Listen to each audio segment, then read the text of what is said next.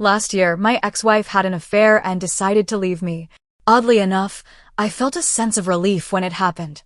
From the outside, our marriage might have looked good, but on the inside, it was completely empty. For years, I felt broken down due to the mental and financial strain she put on me. She had a habit of taking large sums of money from my account, leaving me struggling to pay our bills. Whenever I confronted her about it, she turned it around on me, blaming me for not earning enough money. No matter what I did, it was never good enough for her. Everything I did seemed to annoy her or make her angry. I would try to plan dates for us, or organize family activities in hopes of spending quality time together, but she was never interested. She would complain or get upset, preferring to stay in bed and sleep instead. Eventually, I stopped trying to include her in anything, which of course led to more complaints from her. She accused me of keeping the children away from her, even though she showed no interest in participating in the first place. After some time, she began spending nights away from home. Initially, she would say she was staying at a friend's house, someone I hardly knew. But when I asked questions, she became irritated and told me it was none of my business. Where she was, when my ex-wife decided she wanted a divorce, I found myself in a mix of emotions. On one hand, I was really worried about what my life would look like after the divorce. On the other hand, I couldn't help but feel relieved that there was an end in sight to our unhappy marriage. I made it a point to carefully read all the documents her lawyer sent over. It turned out her lawyer wasn't very careful, making a lot of mistakes in the paperwork. These ended up delaying our divorce hearing by several months. Every time I spotted a mistake, I would send the documents back without signing them. Then his office would have to correct and resend them. But often they would make new mistakes or repeat the old ones. There were some pretty big mistakes in the paperwork too. They misspelled my name, her name got both our birth dates wrong, and even messed up our child's name and birth date. They listed children that weren't ours, got our marriage date wrong, and even had our home address incorrect. They included properties we didn't own, pets we didn't have, and businesses that weren't ours. Even suggesting a settlement involving $500,000 for businesses we didn't own. One of the drafts even had her lawyer's own name spelled incorrectly, which I found so funny I laughed about it while I was in the bathroom. It took about 7 drafts before they managed to fix most of these mistakes. But even the final draft that was submitted to the court still had major errors in it. This whole process was frustrating, but also a bit amusing because of the sheer number of mistakes and how basic they were. It made a ULT situation a little more bearable knowing that at least these mix UPS were slowing things down and giving me time to prepare for what was next. During our divorce proceedings, my ex-wife's lawyer tried to make a case in front of the judge that I should cover all the court and legal fees. However, I was able to make a strong argument against this. I pointed out that many of the delays in the process were due to mistakes on their end, not mine. There were so many errors in the paperwork they sent me that it took longer to get everything sorted out because of this. The judge didn't make me pay those fees. After we got divorced, my ex-wife moved in with the man she left me for. It turns out he's not a good guy at all and has been abusive. Once I changed all my banking passwords, she suddenly lost access to my money. She quickly realized just how much she relied on my income to support her lifestyle, which was a bit of a shock to her. To make matters worse, she had been managing the payments for the house we were living in, which actually belonged to her uncle. Because she wasn't making the payments, the house almost got taken away by the bank. Her uncle came to me, desperate for help. He told me that if I wanted to stay in the house, I'd need to cover the back payments she missed, which added up to about $15,000 for 6 months of unpaid mortgage. I didn't have that kind of money just lying around, so I suggested buying the house from him. To my surprise, he agreed. And now I own the house that used to belong to my ex-wife's grandmother. It's been a year since the divorce was finalized. I've received a promotion at work, which came with a nice pay increase. I'm still living in the same house, working on making improvements whenever I can afford to. I haven't found a new girlfriend, but through online dating, I've been meeting new people and enjoying my single life. Looking back, it's almost funny how my ex-wife left a stable situation for someone who turned out to be far from what she expected. And her actions nearly caused her uncle to lose his property. In a way, her decision to divorce me ended up being a huge favor to me. Even if it didn't seem like it at the time, she might try to come back to you when she realizes the grass isn't greener on the other side. But remember, don't let her tears sway you and make sure you never take her back. Now, for my update. November 3rd is coming up, marking 1 year since my divorce was finalized. In this past year, I've taken significant steps to improve myself. I started seeing a therapist who encouraged me to focus on personal growth, and that's exactly what I've been doing. I've changed my diet and exercise routine, which led me to lose over 50 pounds. Soccer has always been a passion of mine, so I got back into playing regularly and even started coaching my kids' youth soccer team. On top of that, I rediscovered my love for reading, setting a goal to read a new book every week. My efforts have paid off at work too. I received a big raise and a promotion, which has made it much easier for me to take care of myself and my child. Despite all these positive changes, my ex-wife suddenly wants to be part of our lives again. Her latest relationship with a man she thought was her savior from our terrible marriage has turned violent. He's been abusive, and one recent episode was so severe it landed her in the hospital. Our child was with her at the time and had to call for an ambulance. Despite the evidence, my ex-wife refuses to press charges or admit what happened, though the bruises clearly tell the story. Just last night, I attended a family party. This side of the family and I have always gotten along well, and they invited me over. I was polite to my ex-wife, but kept my distance, choosing not to engage in conversation with her. However, her family seems to have convinced her that we're still in love, which couldn't be further from the truth. My ex-wife might have been okay with how things were in our marriage, but I certainly wasn't happy at all.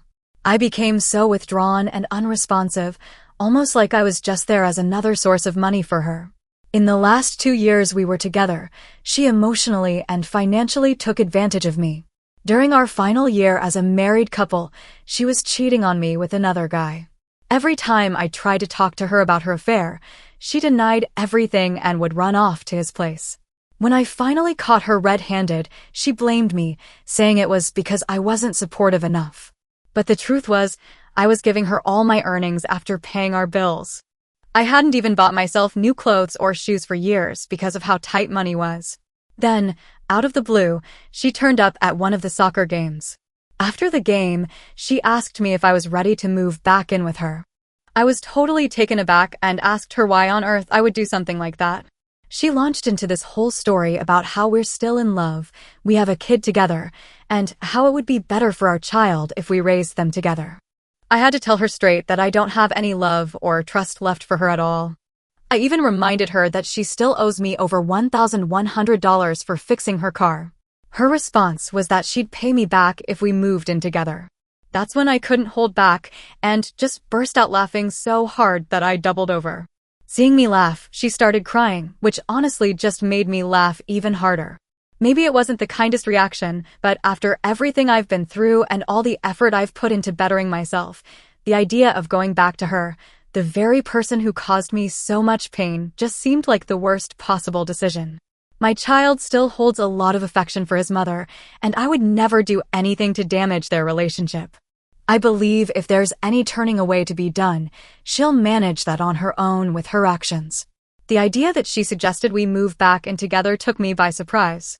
She didn't offer any apologies or show any signs of regret for her past actions. Instead, she just boldly proposed we start living together again, acting as if she's bringing something valuable to the table. This kind of thinking on her part is pretty out there. And then there's our child, who had to go through the distressing experience of seeing his mom in a harmful situation. That's something that could really affect him deeply. I think it's important to try and secure full custody to protect him from being in such a harmful environment again. Moving on to my latest news, I've met someone really special. I understand that healing from all these events will take time for everyone involved, but I'm hopeful that we can all find our own versions of happiness. Whatever decisions we make about our relationships.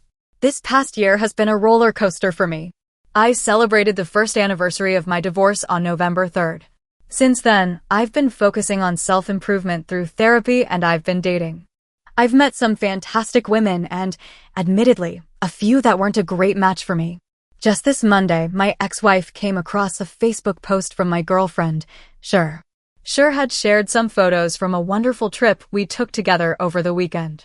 We indulged in delicious food, enjoyed a few drinks, and generally had an incredible time, capturing lots of fun moments in photos. I'm not usually one to document my dates with pictures, but I really like Cher, so when she asked if she could post our trip pictures and tag me, I was happy to agree.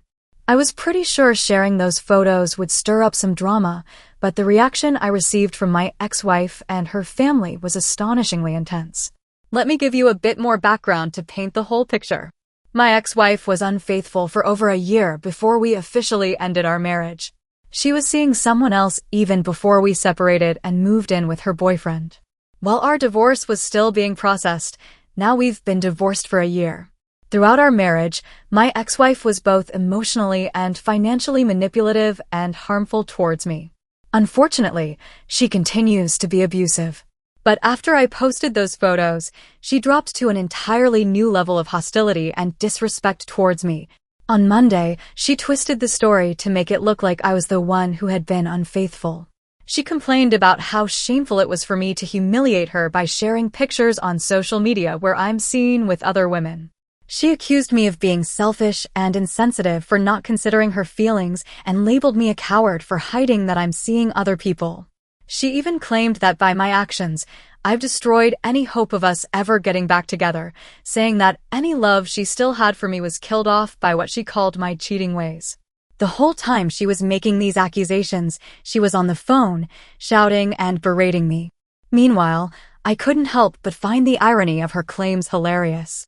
I just laughed as she spent a good 30 minutes ranting about how I supposedly ruined our relationship and betrayed her, despite her being the one who cheated and was abusive throughout our relationship. When my ex-wife asked me about my fidelity during our marriage, I was clear with her. I'd been completely faithful and loyal until our relationship officially ended. She didn't stop there, though. She went on to question me about my dating life since our divorce. That made me laugh even more, and I firmly told her that my personal life is no longer her concern since we're not together anymore. Despite my attempt to set this boundary, she bombarded me with a series of really hurtful and offensive text messages, attacking me and my current girlfriend, Cher. She even threatened to send Cher direct messages to tell her all sorts of negative things about being married to me. I told her she was welcome to try if she thought it would make any difference. Then my ex-wife mentioned wanting to meet Cher in person to see what kind of woman she is, suggesting that Cher must be a terrible person for supposedly breaking up a happy marriage. That's when I really had to question her grasp on reality. I reminded her bluntly that our marriage had ended over a year ago, and it was she who had an affair, left me for someone else, and filed for divorce. At this point, my ex-wife broke down crying. Through her tears, she confessed that she had been holding on to hope that we might somehow reconcile. She complained that it was unfair I had moved on and found someone else to spend time with, insisting that I should be focusing on doing things with her and our child as if we were still a family. This whole conversation highlighted just how disconnected from reality my ex-wife had become, seemingly unable to accept the consequences of her own actions that led to the end of our marriage. My ex-wife recently confessed to me that she's unhappy in her current relationship with her boyfriend, mentioning that he doesn't treat her well. Honestly, I wasn't surprised by this revelation because I had suspected as much for a while. However, hearing about her problems doesn't bring me any satisfaction. In fact, I really don't have any feelings for her anymore, and I have no desire to get back together with her. I'd prefer it if we didn't have to interact at all. But on a brighter note, my life is going really well right now. I've found happiness with my girlfriend, Cher. She brings so much joy into my life, and I always look forward to spending time with her. She's the last person I talk to before I go to sleep, and the first one I reach out to when I wake up. We're even planning another trip together soon. I'm aware that sharing photos of our trip might trigger a negative reaction from my ex-wife, but to me, living my life happily is worth any backlash. It's clear to me now that my ex-wife has always tried to make me out to be the bad guy, which is a classic narcissistic behavior.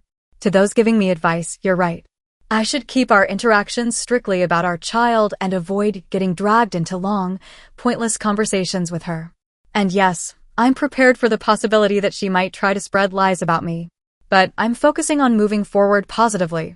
Now, for a bit of reflection. 2 years on, The day everything changed for me was March 21st, 2022. That late night in 2021, I discovered not just one affair, but evidence of another, and possibly more. After 23 years of marriage, 2 biological children, and a stepchild, I spent a year trying to mend our relationship.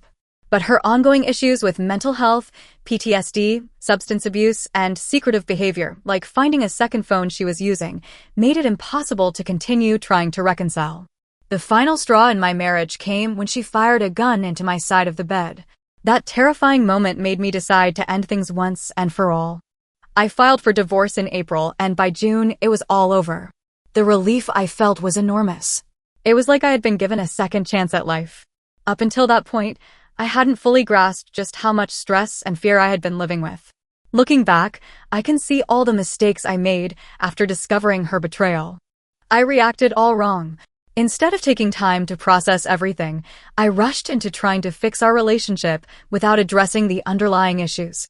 We didn't seek therapy immediately, which was a huge oversight. By the time we did start therapy, it was already too late to make any difference. Our children had already lost all respect for their mother, and I was left feeling a mix of devastation, humiliation, anger, and grief. I was barely getting through the days, feeling like a zombie. In April of last year, I was overwhelmed by the number of people who reached out to offer their support after my ex-wife launched a smear campaign against me on social media. She accused me of everything under the sun, from abuse and rape to stealing a significant amount of money. Of course, she conveniently left out her own actions. I responded by posting a short public service announcement to clear my name, stating that none of the accusations were true.